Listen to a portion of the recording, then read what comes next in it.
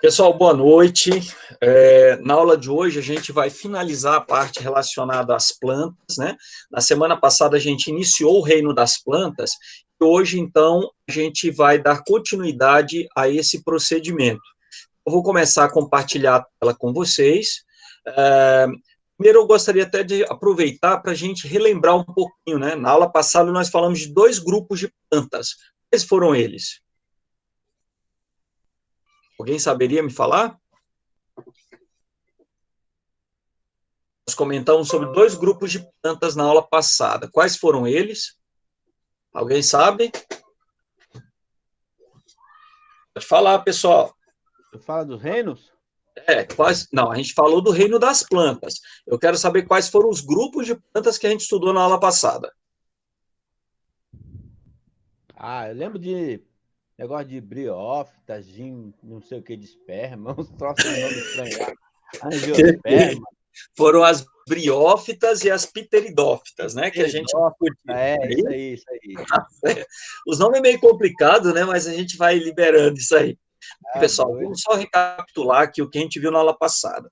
Então, nós temos no reino das plantas, que são todos aqueles organismos que ficam fixos no substrato, glicose a partir da realização da fotossíntese, né? Então, são as plantas, de uma maneira geral. Elas são divididas em quatro grandes grupos, né? Que são quatro grandes classes, que são as briófitas, que são esses musgos que crescem no caule de árvores, as pteridófitas, que são as samambaias e avencas, as gimnospermas, representada principalmente pelo pinheiro do Paraná, a sica, a araucária, pinus, são exemplos de gimnospermas, e as angiospermas, que são as plantas que melhor se adaptaram no ambiente e conseguiram, então, desenvolver uma estrutura de reprodução muito interessante, que são as flores, e dentro dessas flores elas produzem frutos e sementes, né? Então, essa é a característica básica desse grupo. Lembrando que, do ponto de vista evolutivo, as plantas desenvolveram a partir de algas, né, que surgiram desde o primeiro reino, lá do reino das bactérias, através de uma modificação de algumas bactérias em cianobactérias, chamadas algas azuis, os primeiros micro-organismos a realizarem fotossíntese. Então, a partir desses organismos unicelulares, surgiram as algas e, posteriormente, as plantas, que é esse grupo que a gente está tratando hoje. As plantas, então, são todas eucariontes, possuem núcleo verdadeiro, são multicelulares, deixa eu ver quem está chegando aqui, tem gente entrando na sala, não foi, não. São multicelulares. Essas plantas têm uma outra característica, que é a capacidade de realizar fotossíntese, né, sendo que algumas são curiosas, algumas, além de fazerem fotossíntese, podem consumir matéria orgânica de outros organismos, são as plantas carnívoras, e outras ainda podem ser parasitas, né, sugar os nutrientes de outras plantas. Tá? As plantas são estudadas numa área da biologia conhecida como botânica, tá? E são divididas nessas quatro classes, nessas quatro grupos aí que a gente iniciou na aula passada. Briófitas são os grupos mais primitivos, pequeno porte, não crescem muito, porque elas não possuem sistema de vasos de condução de seiva. Então, elas não têm como transportar os nutrientes por longas distâncias. Então, essas plantas não crescem, porque elas não têm essas conexões internas. Já das pteridófitas para frente, gimnospermas e angiospermas, todas possuem vasos condutores de seiva e, consequentemente, crescem mais. Briófitas e pteridófitas não produzem nem flores nem sementes, gimnospermas e angiospermas produzem flores e sementes, sendo que nas gimnospermas as sementes não têm fruto, nas angiospermas desenvolvem frutos. Tá? Então, aqui tem alguns termos, né? Eu não vou repetir isso aqui para vocês hoje. Falamos sobre as briófitas, que são esses musgos. Só recapitulando aqui, pessoal, briófitas gosta de ambiente ensolarado ou ambiente mais sombreado, com umidade? Umidade. precisa de umidade, né? Essas plantas necessitam sempre estar no local que tem bastante umidade. Então, elas se desenvolvem principalmente nessa época do ano, aqui para a gente, né, que é mais chuvoso. Por quê? Porque você tem água suficiente para permitir o deslocamento dos gametas. Daí, então, permite a produção dessas hastezinhas aqui, ó, é o esporófito, e dentro desses esporófitos, formam os esporos, aí no substrato, germinam e formam uma nova planta. Então, aqui são alguns exemplos de briófitas que a gente viu na aula passada. Hepáticas, antocerotas e musgos. As mais conhecidas são os musgos, né? Mas em lugares como alguns ambientes que tem muita água caindo constantemente, cachoeiras, por exemplo, é muito comum a gente encontrar hepáticas e também as antocerotas, que são grupos distintos, são ordens dentro da classe briófita. As pteridófitas, por sua vez, são plantas que já crescem mais. Por quê? Porque possui sistema de vasos condutores. Elas têm os vasos condutores de seiva, transportam água, sais minerais, açúcares, e assim consegue levar nutrientes a todas as partes da planta, e dessa forma ela consegue se desenvolver. Tá? Então, essa é a principal característica que a gente percebe aí nas pteridófitas. Jó, boa noite. Então, o que a gente vai perceber é que, no caso das pteridófitas, não há a presença de flores, nem frutos, nem sementes. Porém, é muito comum a gente encontrar, atrás da folha das samambaias, estruturas como soros, onde contém os esporos da planta. É isso aqui que eu quero mostrar para vocês. Ó. Algumas plantas, algumas pteridófitas, vocês vão encontrar essas características, ó. Esporos. Vou mostrar. Vocês estão acompanhando as imagens? Está dando para vocês enxergarem, pessoal? Deixa eu só colocar.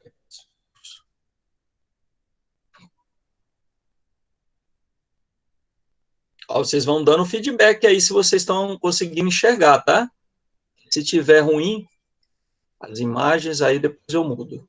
Aqui, por exemplo, ó, essas coisas que vocês observam atrás da folha de uma samambaia, essas bolinhas, isso aqui não é um problema de saúde, não.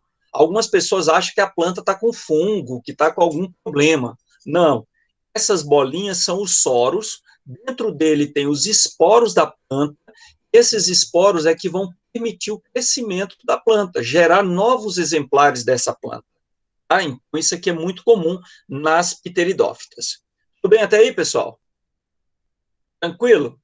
Boa.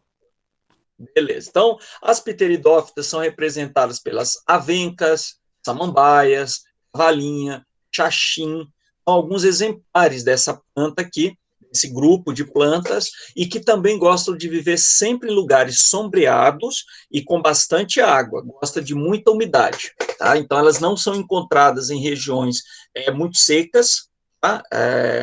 Elas ocupam principalmente regiões. Se elas aparecem em outras áreas, sempre vai ficar em lugares sombreados, tá? Para poder conseguir sobreviver. Hoje a gente vai comentar um pouquinho sobre mais dois grupos. Esse primeiro grupo aqui, que são chamados de gimnospermas, essas plantas são as primeiras plantas que produzem sementes, tá? São plantas consideradas bastante antigas, elas já foram relatadas, já existem relatos, registros fósseis, que gimnospermas foram encontradas junto com os dinossauros.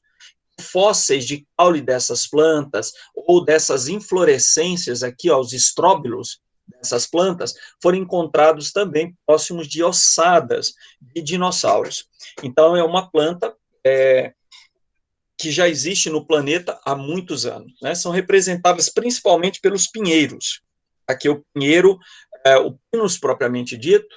Aqui no Brasil nós temos uma espécie característica, que é o pinheiro do Paraná, ou araucária, né, conhecido lá na região sul do país. Existem outras exóticas que são cultivadas, como a sica, e também o próprio pinheiro existe aqui mesmo na cidade, aqui em Valparaíso, eu já vi em vários lugares plantação de pinheiros. Tá? A madeira de pinos é uma madeira bastante apreciada aí para a indústria moveleira.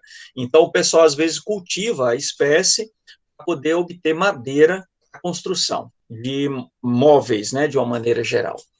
Essas plantas têm uma característica marcante, elas crescem muito, algumas são gigantescas, eu vou mostrar aqui um exemplo para vocês, ó. Alguém aqui já ouviu falar de sequoia?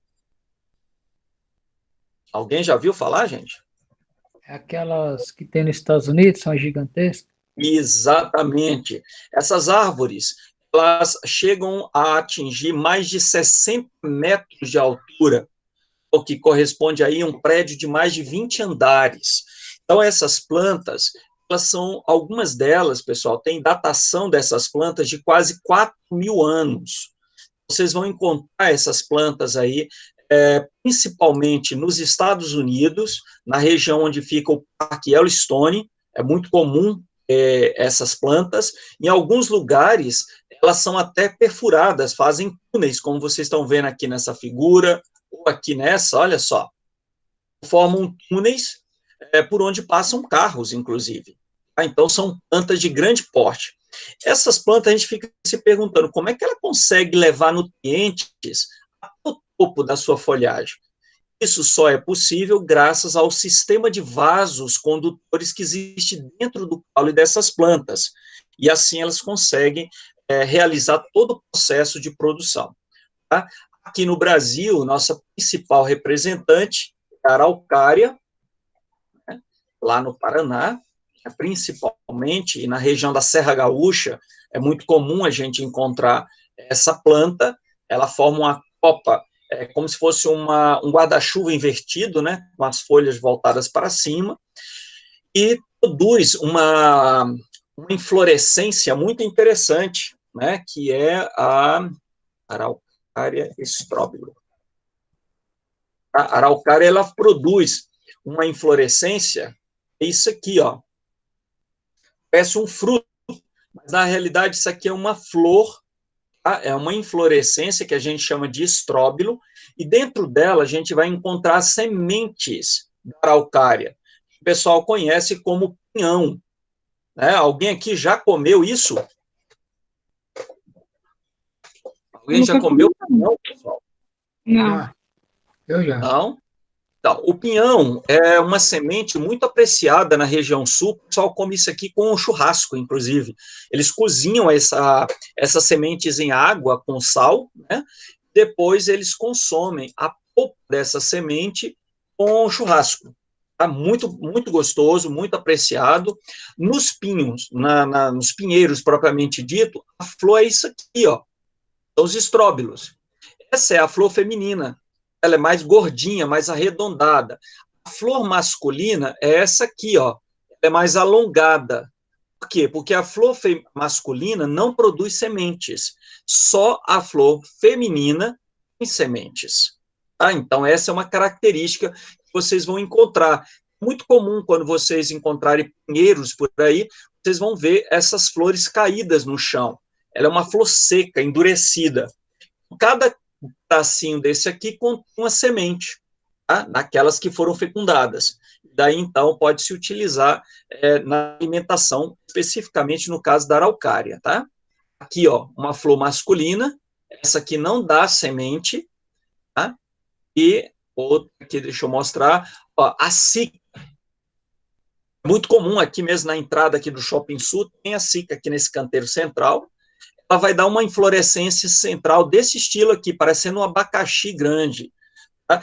Essa estrutura contém as sementes, cada bolinha dessa aqui contém uma semente. Só que a gente não utiliza isso diretamente na nossa alimentação. Tá? Então, essa é uma característica típica das gimnospermas. Outro grupo, que talvez seja o grupo mais importante para a gente, é o grupo das angiospermas. Tá? Então, as gimnospermas nós temos essas características. Essas plantas gostam de ambientes mais frios, não é muito comum na nossa região. Elas são introduzidas na nossa região aqui no Cerrado, mas ela não é uma planta típica dessa região. Tá?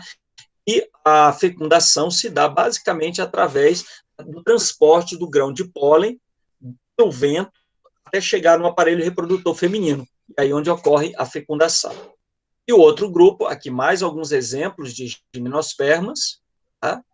Nós temos aqui cicas, araucária, o pinus, aqui outra cica, mais um pinheiro. Alguns dessas plantas são chamados de ciprestes, tá?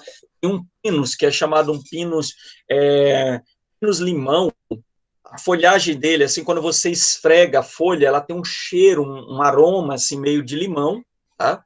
É bem característico. A folha, geralmente, do pinus tem um aroma bem característico, né? É tanto que a gente usa para fazer desinfetante, aquele cheiro de pino, né? Extraído dessas plantas. Aqui é um exemplo das sequoias, ó, sequoias gigantes, que é um exemplo clássico dessas espécies, que ocorre principalmente na região da Califórnia, nos Estados Unidos, onde fica o Parque Yellowstone. E as angiospermas, que é o nosso último grupo aqui que a gente vai estudar. As angiospermas são as plantas que se adaptaram melhor em todos os ambientes do planeta. Em todo canto a gente vai encontrar angiosperma. De uma gramínea, esse capim que vocês encontram em todos os lugares que vocês vão, aquilo ali é uma angiosperma. Até árvores como a mangueira, laranjeira, limoeiro, jaca, e todas as outras plantas que vocês visualizam, flores, elas são angiospermas. Coentro, cebolinha, agrião, alecrim, capim-santo, todas essas plantas têm flores, frutos e sementes. São angiospermas. Tá? O que diferencia uma angiosperma de uma gimnosperma está exatamente aqui na sua estrutura da flor. Na flor da angiosperma, você vai ter o aparelho reprodutor feminino, que é esse central, e o aparelho reprodutor masculino, que é esse que fica aqui na lateral. Tá? Existem algumas plantas de angiospermas que produzem só flor feminina e só flor masculina, separadamente, podendo ter os dois tipos de flores na mesma planta ou em plantas diferentes. Tá? Vocês já ouviram falar que tem algumas plantas que são chamadas planta macho e planta fêmea? Alguém já ouviu falar isso? Sim, eu já ouvi. Não. Que planta que vocês conhecem que tem esse comportamento, hein? Vamos ver se alguém lembra. Alguém sabe? Mamão. Mamão, exatamente. Mamão. Você tem um mamoeiro, tem um mamão macho e um mamão fêmea. E, geralmente, para você poder obter o fruto, você precisa ter as duas plantas próximas umas das outras, para que os agentes polinizadores consigam levar o grão de pólen, que é o aparelho reprodutor masculino, dentro do aparelho reprodutor feminino. Ocorrer a fecundação, dentro da flor feminina, gerar o fruto com as suas sementes. Tá? Porque o fruto é produzido a partir da dilatação dessa estrutura que aparece na flor, é o ovário. O ovário da flor gera o fruto. O óvulo da flor gera a semente. E dentro do óvulo, você vai ter o gameta feminino, que é a osfera. Quando se une com o gameta masculino contido aqui dentro, vai gerar, então, o embrião. Então, fica o embriãozinho, que é a planta em miniatura, envolvido pela semente, que vai protegê-lo e vai nutrir esse embrião quando ele começa a germinar. E, por último, nós temos uma outra proteção, que é o fruto, propriamente dito. O papel do fruto é proteger a semente. Além de proteger a semente, o fruto serve para nutrir a planta nos primeiros dias de vida dela. Então, quando a planta começa a germinar, começa a se desenvolver, ela ainda não é capaz de fazer fotossíntese. Ela não tem força, não tem folha suficiente para gerar a própria energia. Então, essa energia vem de conteúdo, de material depositado aqui dentro, no óvulo da flor. Então, essas características fazem das angiospermas as plantas melhor adaptadas ao meio terrestre. Então, nós vamos encontrar dessas plantas em todos os lugares, inclusive dentro de água, como é o caso da Vitória régia. que também é uma angiosperma, certo? Então, essas são algumas características dessas plantas. Na flor, vocês vão encontrar, geralmente, todas essas estruturas. O aparelho reprodutor feminino, contendo estigma, estilete e ovário, o que dá para a gente ver externamente. No aparelho reprodutor masculino, essas hastezinhas laterais, você vai ter as anteras e o filete. Tá? Então, cada planta vai ter comportamentos diferentes. O que é interessante é que essas flores que elas desenvolvem, algumas têm cores diferentes, produzem odor, cheiro, né? Às vezes o cheiro é muito forte, um cheiro agradável, ou às vezes um cheiro coisa podre em decomposição, dependendo da planta. Algumas plantas produzem aqui na base delas um melzinho. Tá? Como é que a gente chama esse mel que é produzido dentro da flor? Néctar? O néctar, exatamente. Agora, para que serve esse néctar, hein? Por que a planta vai produzir um mel dentro da sua flor? Atrair as abelhas para fazer a polinização? Para atrair as abelhas, beija-flor, moscas, vespas. Esses organismos vão atuar no papel de polinização. Né? Então, a polinização nada mais é do que o trabalho desses agentes, beija-flor, borboleta, abelhas, vespas, moscas, formigas, a todos esses organismos, até mesmo a joaninha, ela pode trazer o papel de polinizador. Ela pega o grão de pólen aqui na antera de uma flor e leva ele até o estigma. Tá? Ou pega o grão de pólen de uma flor e leva para o estigma de outra flor, fazendo assim a fecundação. Então, esse é o papel primordial dessas estruturas florais.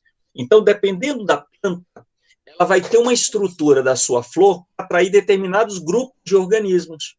Então, a flor que normalmente é polinizada com beija-flor, ela tem uma estrutura. Ela é uma flor mais alongada. Por quê? Porque o beija-flor ele tem um bico mais comprido. Então, existe uma adaptação tanto da planta quanto do animal para poder realizar esses papéis, né, essas funções na natureza. Então, essas são algumas características. Aqui alguns exemplos de angiospermas. Aqui a quaresmeira, uma planta muito comum aqui na nossa região. Tá? A quaresmeira, se você olhar direitinho aqui nessa flor, você vai notar a presença de um monte de filetezinhos laterais e tem um central diferente. O central é o feminino e o que tem em volta é o masculino. Aqui eu tenho uma bananeira, né? Aqui está a inflorescência dela aqui, ó. Dentro dessa inflorescência vai formando várias pequenas estruturas, quando fecundada gera o fruto, que é a banana. Tá? Só lembrando que no caso da bananeira tem uma curiosidade. Banana tem semente? Alguém sabe? Acho que sim, Tem. Aonde que está a semente da banana? dentro da fruta. Está dentro da banana, né? Aqueles pontinhos pretos, né? Que vocês veem lá dentro da banana. Só, por incrível que pareça, aqueles pontinhos pretos que estão dentro da banana são óvulos, mas óvulos não fertilizados. Se você pegar aquelas bolinhas pretas e enterrar, não vai nascer um pé de banana. Tá? As bananas, as bananeiras, de uma maneira geral, elas desenvolvem um mecanismo curioso. Elas têm um processo chamado de partenocapia. É um fruto partenocárpico. O que de acho é isso? Que palavrão é esse? Um fruto partenocárpico é aquele em que o ovário se desenvolve, formando o fruto, sem ter ocorrido previamente a fecundação do óvulo, sem ocorrer a formação da semente. Tá? Então, no caso da bananeira, só existe uma forma da gente plantar os pés de banana. Como é que a gente planta bananeira? Vai dizer que é ficar de cabeça para baixo, hein, gente? Como que a gente planta um pé de banana, gente? Pegando a batata dela, professor. Ah, pega uma batata. Quem está falando é o Marcos, é? É. Marcos, olha só. Sabe aquela batata que vocês coletam já enterrado, né? Porque ela fica enterrada o tempo inteiro. Você corta o pedaço daquelas batatas, vai plantando novamente, né? Em uma uma fileira ou coisa assim, e depois começam a surgir as folhas. Aquela batata é o caule da bananeira. Tá? Essa estrutura que vocês veem aqui ao lado, ó, segurando o cacho de banana, aquilo não é o caule. Tá? Aquilo ali é simplesmente uma dobra da própria folha que vai formando várias camadas. Quem já cortou essa estrutura, pega uma bananeira dessa aqui, corta para tirar o cacho de banana, percebe que dentro dela não é uma estrutura de caule, não é rígido. Ela é toda cheia de camadas, como se fosse uma cebola. Tá? Aquilo ali são folhas, modificações de folha. Então, isso que você vê da bananeira, um pseudo-caule, o caule verdadeiro da bananeira parece uma raiz que está enterrado, e é a partir dessa estrutura, desse caule, que a gente produz outros pés de banana. Então, a banana tem essa característica diferenciada, tá? Aqui nós temos, pode falar. E então a fecundação da bananeira é parecida com a da mandioca? Veja só, a forma de plantio se dá da mesma forma. Tá? Por quê? Porque, na realidade, o que ocorre de diferente? Que coisa curiosa. A banana que a gente come é o fruto da bananeira. A mandioca é o fruto da mandioca? Do mandiocal? Não, a raiz. Mandioca não é o fruto, é a raiz. A gente come a raiz da mandioca. O fruto da mandioca, ela dá, depois que desenvolve a planta, ela vai formar uma espiga lá em cima, com a flor, né? O fruto é bem pequenininho, é produzido ali dentro. Esse fruto a gente não usa na nossa alimentação, mas eu posso pegar a partir dele, fazer mudas para plantio de mandioca, só que não costuma ser muito eficiente. É mais viável fazer o plantio a partir da própria batata, da própria raiz da mandioca. Então, dependendo da planta, a gente tem algumas particularidades, né? A gente precisa pensar, avaliar melhor como que cada uma delas se adapta melhor ao processo de desenvolvimento e reprodução. Aqui eu tenho a mangueiras, aqui eu tenho uma laranjeira, são alguns exemplos, todos aqui são angiospermas. Tá? Então, esses são alguns detalhes que a gente nota nessas espécies. Agora, veja só, um dos fatores mais interessantes com relação às angiospermas é essa sua capacidade de interagir com outros organismos. Através de uma flor colorida, a angiosperma consegue atrair determinados grupos de plantas. Através de um perfume, ela atrai outro grupo de planta, tá? E assim ela consegue se reproduzir e se desenvolver. Nos últimos anos, pessoal, temos discutido muito sobre isso. Tá? A partir desse ano, eu vou estar desenvolvendo uma pesquisa sobre essa parte específica, que é a respeito de polinização, porque nos últimos anos nós temos percebido uma perda considerável das populações de abelhas. Elas estão morrendo. Quais são os motivos que estão levando ao desaparecimento das abelhas na natureza? Os agrotóxicos. Principalmente devido ao uso dos agrotóxicos, né? Hoje os agrotóxicos têm vários produtos que são utilizados aí no comércio para melhorar a produção dos alimentos. Consequentemente, esses produtos químicos, muitos deles são tóxicos e acabam sendo absorvidos por esses animais que não suportam, né, e acabam morrendo. Bem, a morte desses animais não vai adiantar a gente continuar usando agrotóxico, porque não basta a planta crescer, ela tem que gerar frutos. Para ela gerar frutos, dificilmente você vai ter uma pessoa que vai lá, flor por flor, para fazer esse processo. A gente não consegue fazer isso, a gente não tem habilidade para isso. Tá? Então, quem faz isso são as abelhas. Então, a gente precisa pensar muito bem utilizar os agrotóxicos, porque muitas vezes o uso desse agrotóxico vai acabar comprometendo a cadeia alimentar, o processo de finalização dessa produção de frutos e sementes. Tá? E se diminui a produção de frutos, diminui a produção de sementes, consequentemente tem menos plantas. E aí nós teremos um sério problema com relação à alimentação da população. Então a gente precisa pensar desenvolver mecanismos de produção de alimentos o mais saudável possível, No início da aula, eu estava conversando aqui com o Marcos, né? A gente precisa buscar uma alimentação mais saudável, fazer uma produção, talvez em menor escala, mas com melhor qualidade, sem uso de agrotóxicos, fazendo controle biológico, com uma produção mais orgânica, que isso não só evita a morte desses animais que são fundamentais para a nossa sobrevivência, como também evita doenças no nosso corpo. Porque muitas dessas substâncias acabam sendo causadoras de câncer e de outras doenças na população humana. Beleza? Aqui eu tenho algumas características, as monocotiledôneas e dicotiledôneas. Isso aqui é uma divisão dentro das angiospermas, tá? Existem dois grandes grupos de angiospermas, as mono e as dicotiledôneas.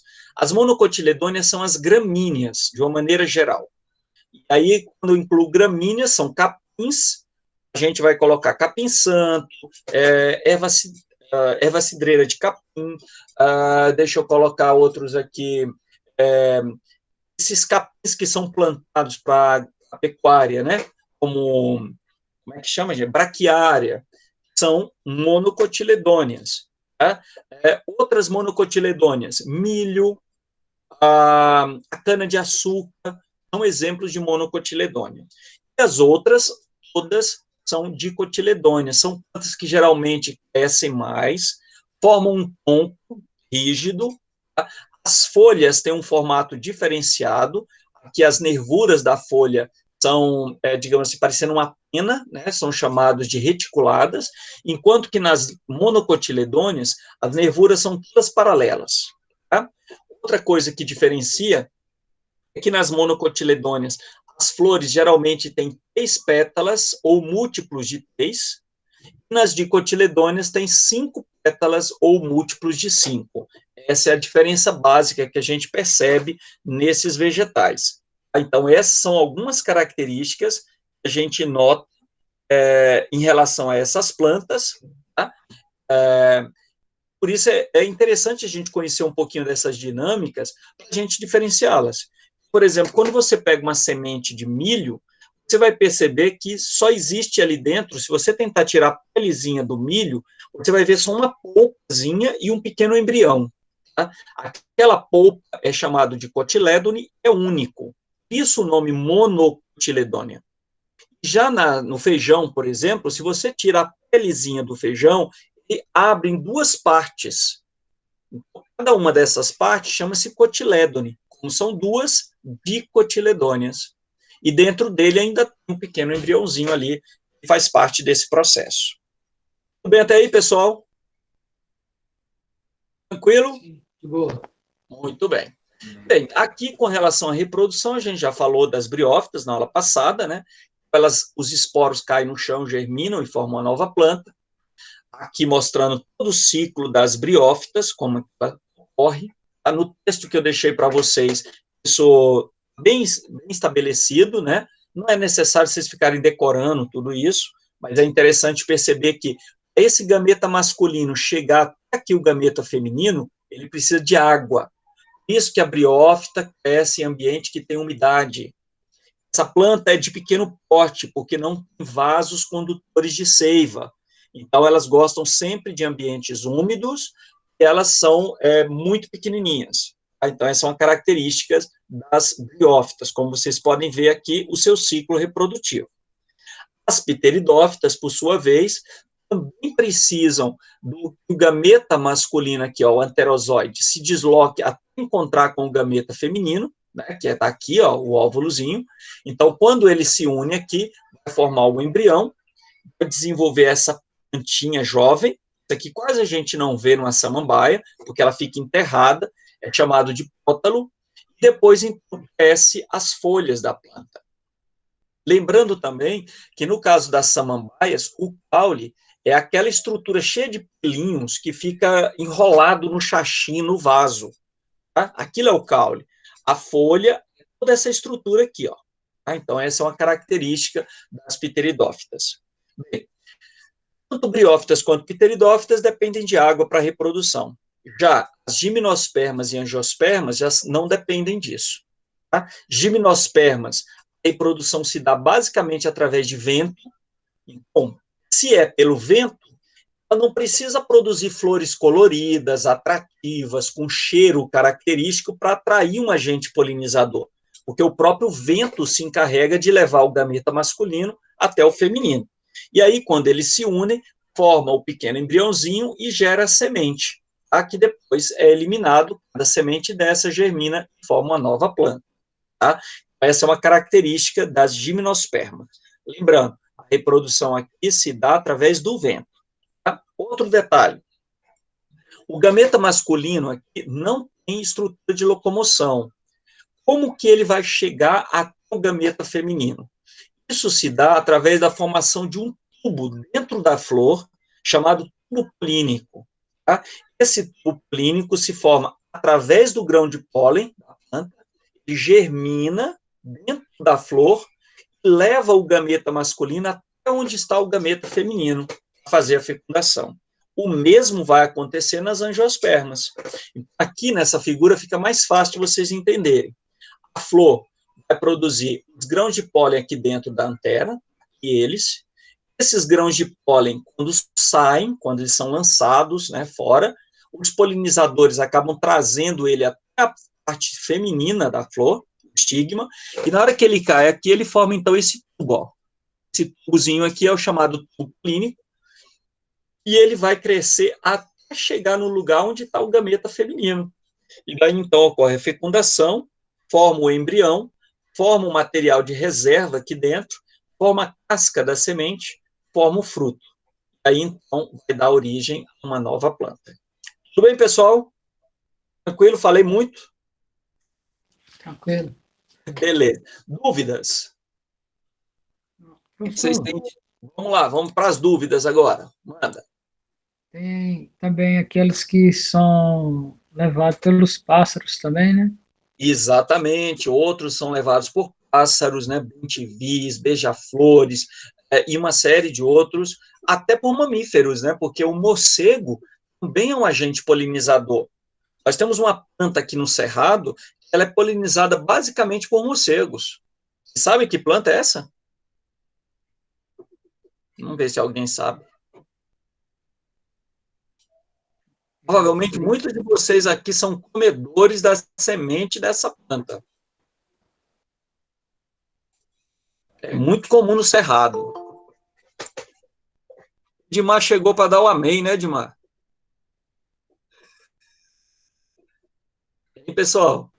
Qual a primeira letra dela É aí? pai.